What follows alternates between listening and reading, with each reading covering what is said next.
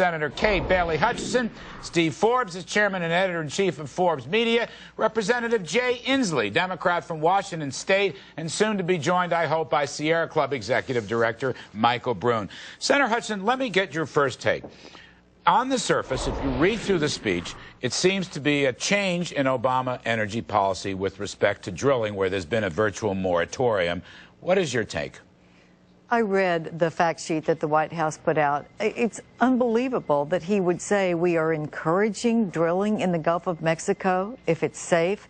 Well, they've issued 6 permits since last October, 6. We are virtually at a standstill in the Gulf of Mexico. It is the second largest capability that we have to get oil and natural gas from our own country. Alaska is the first. You mentioned Alaska, and I was so glad that he brought it up.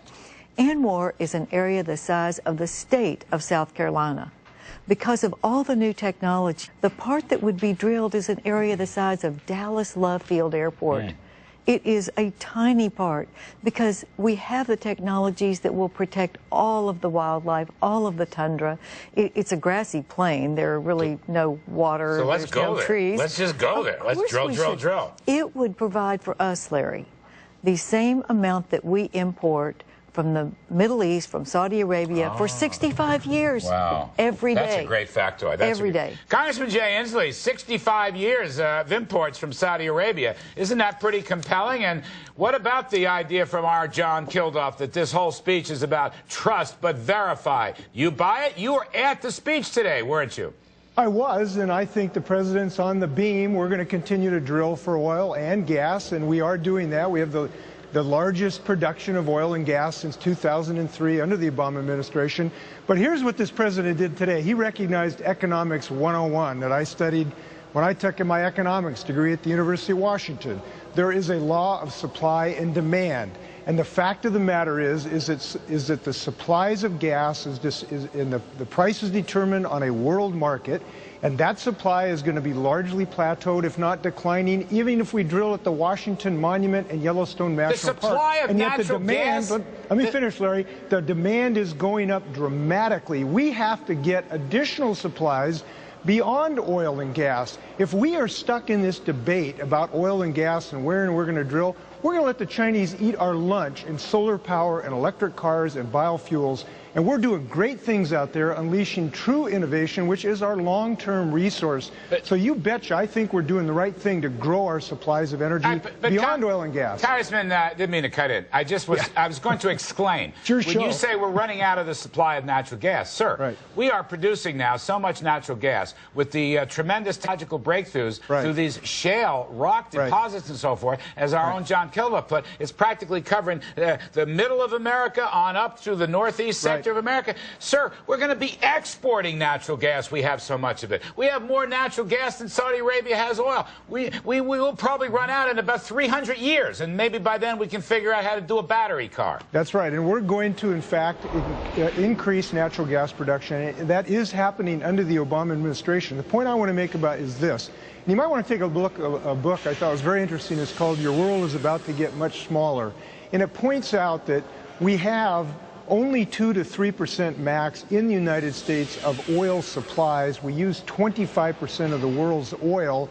And those, you know, the Creator is not making a lot more oil pools, and yet the Chinese, the most dangerous place to stand right now is in front of a Chinese auto dealer. They now have 3 times as many cars in Beijing as they did 5 years ago. And when that demand hits the market, we have got to find additional supplies in addition to oil and gas. All right. Yes, we have to do short-term oil and gas, but I got to tell you, and by the way, Larry, this isn't, you know, like 20 years from now.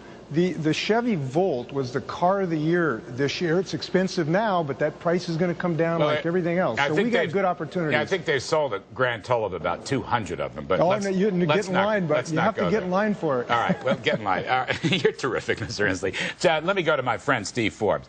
Steve, what did you think of the speech today? Trust but verify. Do you believe that Mr. Obama will allow more drilling for oil and gas? And B, he had the usual emphasis on biofuels and wind and solar energy, which don't strike me as profitable or economical. Where are you coming out on this debate? Yeah, Larry, we are going to need more oil and gas, and the supply is here in the United States. You mentioned gas. We are going to be a major exporter in a few years if we allow it to happen and EPA and others don't block it. And offshore, the drilling has been absolutely incremental. Very, very slow. So again, it's about details. I mean, this is a president who gave a State of the Union address, sounding many parts of it like Ronald Reagan, yet there's no change on spending, no change on entitlements, no change on regulations, and really, well, aside from rhetoric, no real change on energy. So fine rhetoric, but where's the beef, as they used to say? Well, Michael Brune, okay, I watched the speech live this morning. We were covering it. I thought there was a change of tone regarding drill, drill, drill, Michael, and I want to know if you have the same view, and do you agree with the president on drill, drill, drill? And trying to please a lot of parties. What I appreciated hearing from the president was an actual plan to begin to reduce our oil dependence. As he said, every president since Nixon has talked about getting off of oil, but this is the first time where we have a very clear plan with a clear set of goals for how we're going to make a significant dent in the problem. The other thing I need to say is that the one energy source that creates more jobs, more than oil, more than gas, is clean energy. And in Iowa, we're already at 20% wind. In California, we just passed legislation yesterday that'll get us to 33% clean energy. It's the fastest growing job sector in the West. So not only is it plentiful, but it's also profitable, and it's going to become mainstream pretty soon. And when it does, all of these debates and this bickering about whether we should drill more in the Gulf or drill more in Anwar will seem like relics of the past. Senator Hutchinson, do you buy that wind is the future and that's the biggest job creator out there? You know, I am for all of the solar energy, the wind energy, the clean energy is wonderful. It's just not enough to fuel our economy. That's the problem. And Steve Forbes talked about the regulated environment. It's not status quo. It is much worse than that. And one of the things that's on the Senate floor tomorrow is the new regulations of greenhouse gases by the EPA because they couldn't pass their cap and trade legislation. And that is going to raise the price of gasoline 50%. It's going to raise the price of natural gas 75% over the next 20 years. Well, the EPA stopped the drilling. I mean, that is an issue that was not attended to by the president's speech today. The EPA can stop the drilling. Well, they say they can. Larry, I don't think they have the authority to do it. I think they are making it up as they go. But it's going to cost us so much more. Even if they tried to stop it, they're going to increase the cost of gasoline at the pump. And if you're out there, I filled up my pickup truck 2 weeks ago, and it was $60. I mean, you can't build our economy if our fuel and energy costs are that high. Congressman Inslee, on this point, I mean, the consumers are in full revolt. They're in economic revolt. They're in political revolt. Undoubtedly, that accounts for this speech today.